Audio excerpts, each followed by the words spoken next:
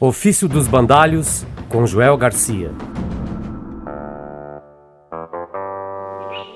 Segunda-feira, depois de comer, saímos todos em terra tomar água. Ali vieram então muitos, mas não tantos como das outras vezes, e traziam já muitos poucos arcos.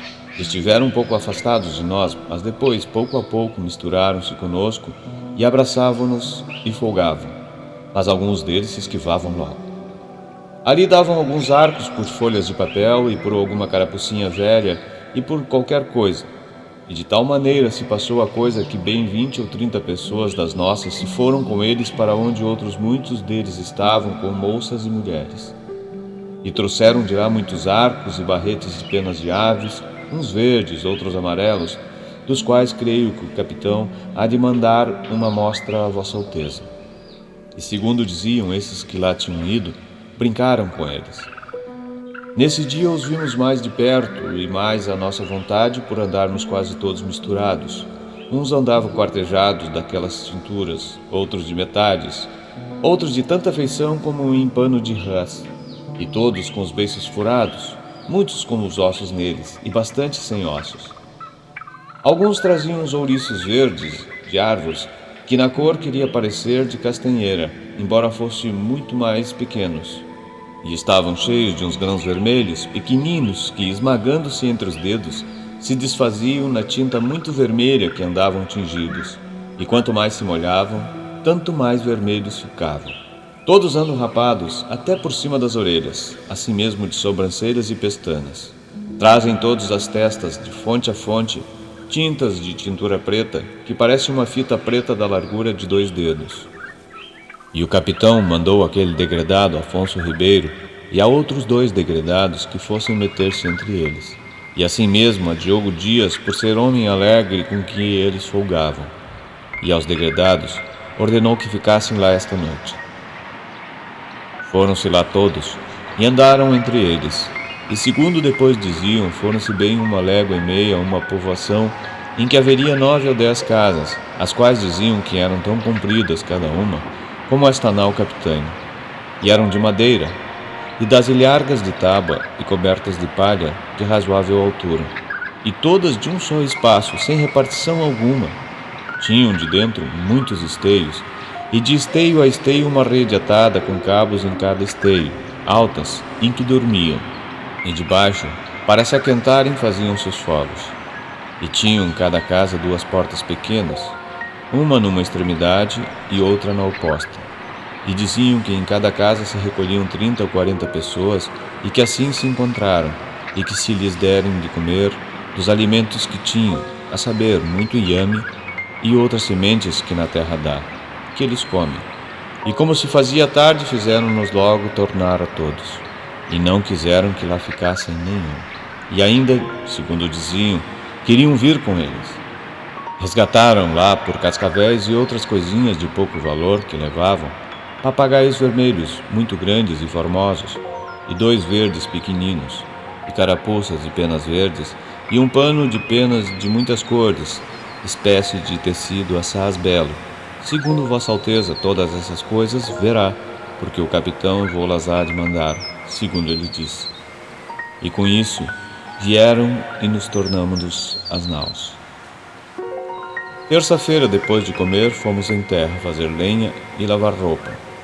Estavam na praia, quando chegamos, uns 60 ou 70 sem arcos e sem nada.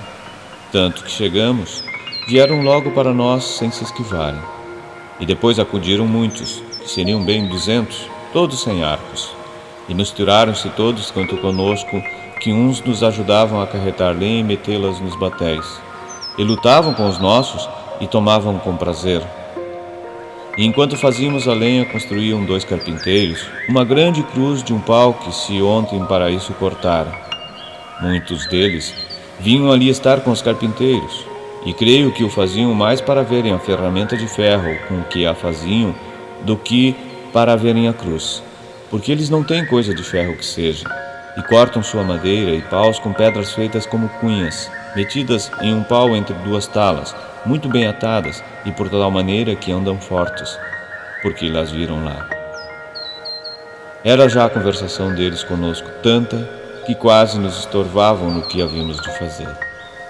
E o capitão mandou a 2 degredados e a Diogo Dias que fossem lá à aldeia e que de modo algum viessem a dormir às naus, ainda que os mandassem embora. E assim se foram.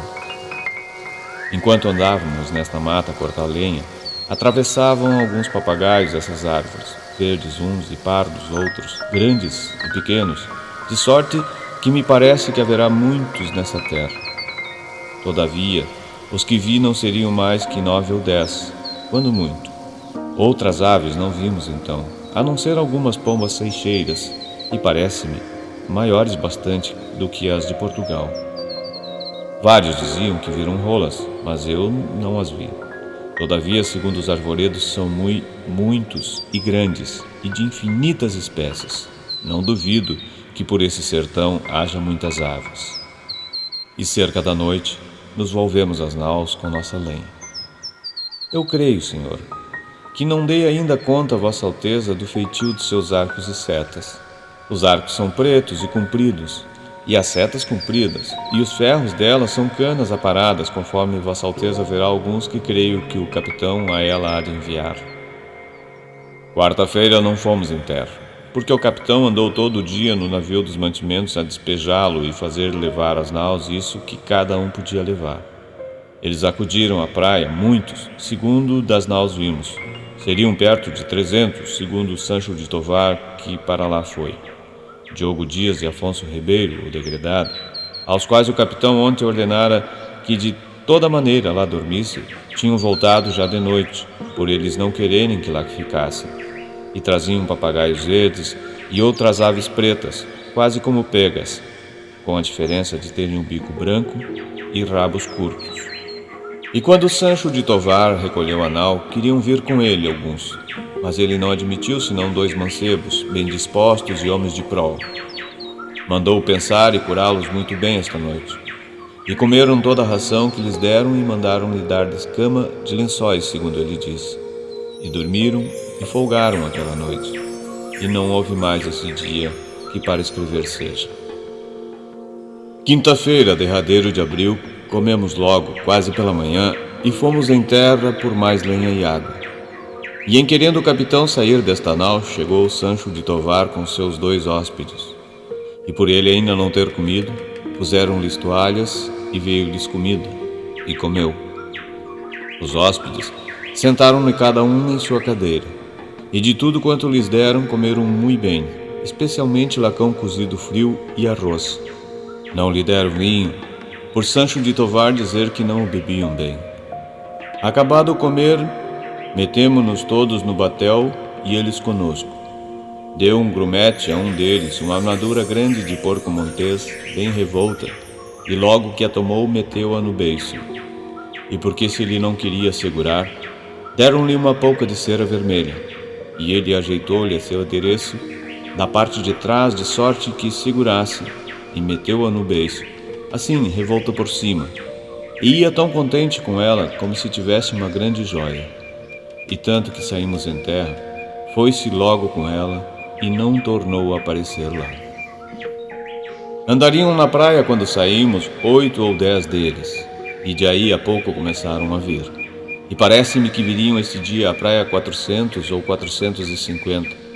Alguns deles traziam arcos e setas, e deram tudo em troca de carapuças e por qualquer coisa que lhes davam.